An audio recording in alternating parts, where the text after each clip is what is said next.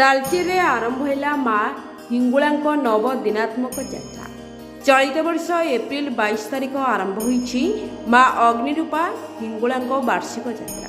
तेबे चलित वर्ष माँ मंदिरर पश्चिम भाग अंचल गोपालगढ़ स्कूल पछपटर गजराज पड़िया उभा होती माँकर नव दिनात्मक यात्रा आज 9 दिन धरी अनुष्ठित हो।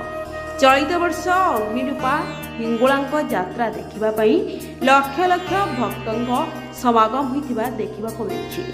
माँक यात्रा जेमती सुरखुरी हेबो से नहीं प्रशासन पक्षरु ब्यारिकेड व्यवस्था कराଯାଇଛି। लोके माँ को दर्शन करने अनुगोल जिला समेत अन्य जिलार विभिन्न कोण अनुकोणरू श्रद्धालुओं सुଅ छुटुछि। अन्यपटे मंदिर कमिटी बोर्ड समेत विभिन्न अनुष्ठान पक्षरु दही सरबत सहित प्रसाद सेवन व्यवस्था कराଯାଇଛି। एथिमध्यरे वरिष्ठ श्रमिक नेता बिरंची साहू एटीएमएस श्रमिक संगठन पक्षरु प्रसाद व्यवस्था कराଯାଇଛି। तेबे माँ हिंगुलांक वार्षिक यात्रा रे केंद्र मंत्री धर्मेंद्र प्रधान तालचेर गस्तरे आसी माँ हिंगुलांक दर्शन लाभ करिसेंति। सेपटे खरारे भक्तों सुଅ छुटुथिबारु खरा दाउरु श्रद्धालु माने किपरि रक्षा पाइबे से नहीं विभिन्न संगठन पक्षरु पानी छिंचन कराଯାଇଛି।